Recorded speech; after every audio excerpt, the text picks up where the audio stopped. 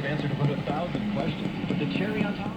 So welcome to the Shortwave Radio channel, and continuing to test out the Tecsun S-2200x. My review is soon to be here. I'm pretty good with pretty much all the features and the different bands used. I need to check one last thing before I talk about this radio. And it has to do with shortwave band. When you go into shortwave bands, let's go up to 27.385. Put it on lower sideband. I don't know if there's anything there. So nothing for now. I just need to really take the time to observe the behavior of single sideband above 20 megahertz. I've been tuning around, and the only signal right now that I've got that was good enough was a signal on channel 20 here. There's a bunch of guys, local guys, talking on 27.205 upper sideband. And although their conversation was understandable, I need to see if a little warble that I was hearing is present on the higher frequencies, because other Tecsun radios do have a flaw with this. I just want to make sure that this radio either fixed it or is at least good enough. I mean, if you tune around signals in single sideband on lower frequencies, it's not an issue. Below 20 megahertz, there's no warble, no noticeable any distortion at all. So just want to check that. And once I get a decent single sideband signal on one of those frequencies, hopefully, let's go to 28,500 here. Just tune to see if anything's there.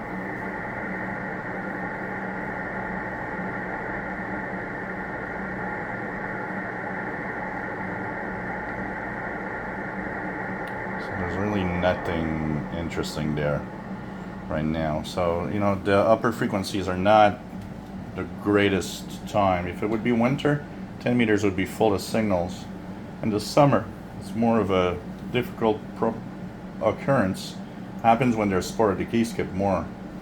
So that would be one flaw. The other flaw would be it overloads a little bit on external antenna. I'll make videos about it. I plugged in my MLE30 the other day and noticed there was a radio teletype signal over WRMI, which I don't know what frequency it was, but it was overloading there.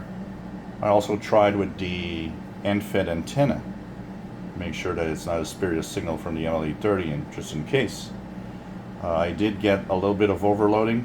Now, it's not a major issue because you have RF gain buttons. You have an RF gain button here.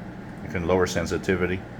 And the radio also has attenuators. So when you look at the radio's settings, you'll see that you can attenuate up to the attenuators here. You know, if you look at it, you attenuate 3 levels, then go back up. So this is the attenuator of the radio, and you see its effect also on the, especially on lower frequencies, you'll see it more. But anyway, so there's, you know, 3-level attenuator, there's an RF gain. You can always mitigate that, so it's not a big issue. And most portables actually will at some point overload on external antennas for the most part. A weird thing that I've noticed also is if you decide that you want to scan the bands in search of signals, the scan, which is a little slow, but once again, it's a scan anyways. Once it goes through the international broadcast bands, goes into weird frequency ranges that are not international broadcast bands. So it's kind of weird. But once again, this could be fixed probably with firmware anyways. These will all be of the recommendations and my personal notes that I will send to Anna and Onco, so that she can tell Tecsun what flaws people have found on it. So here it's fine. It's a 49 meter band. The scan is pretty good. And if you look at the ranges of the scan too, I kind of like to see. Yeah, it's going to miss out on some frequencies. For example, on the 7 megahertz range, 41 meter band, it didn't go all the way up where you could meet WRMI, for example. You've kind of used standard international broadcast bands for the scanning. So here's the 25 meter band scan. Of course, you see here all the signals that it finds. So so you're at 13 right now, 14, 15. So this one's going up to a range that's not too bad. So you see here it's going way too far. It's going to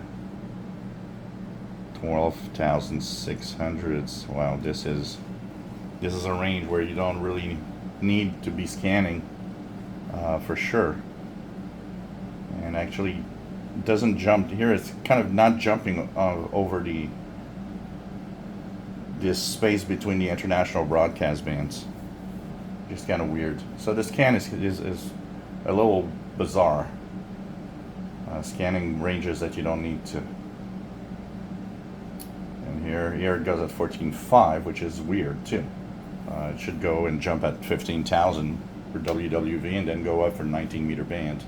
So the ranges are weird, but maybe they'll fix it at the official release of the Tecsun S-2200.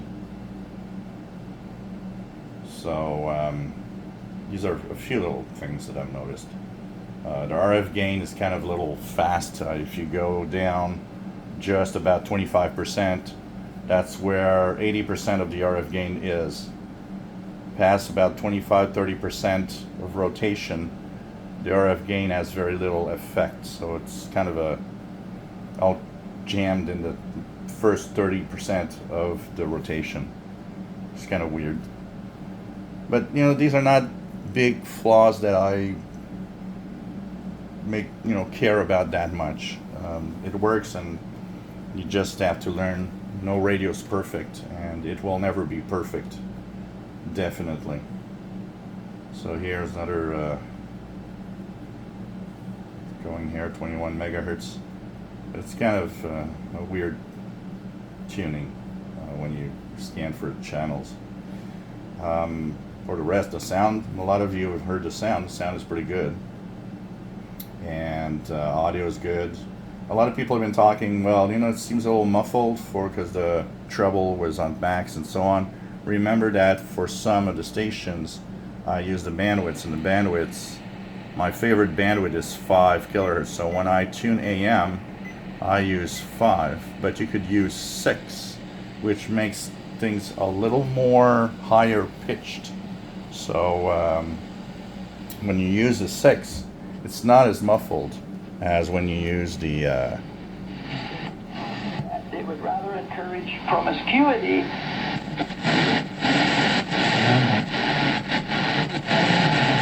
You can also lower the bass if you want. I left the bass pretty high. I like a good, rich, bassy sound, basically. So, more investigation, a few little things, but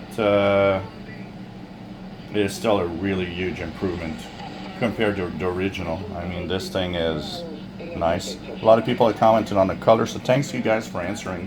One question I had is, was there a gray version of the original S-2000? Everybody says no, it's black. So that means that they did change the color of the casing though. Some people have noted that they say it's not exactly the same. Some buttons are bigger, some things are not totally exactly the same when compared to the original. Yet it definitely resembles the original. S-meter, yeah, it's cute, but it's Is it useful? Not that much. You also have the signal to noise ratio of all the Tecsun radios here.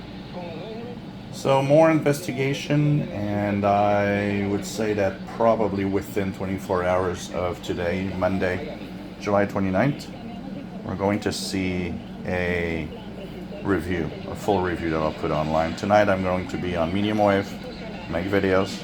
I'm going to go on long wave, make videos, and test this a lot more.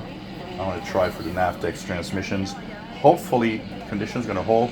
K-index is 1, and there's a prediction of maybe some pretty strong geomagnetic storming because of several flares that left the sun. So hopefully, let's hope that my propagation holds enough for me to make some of the other tests.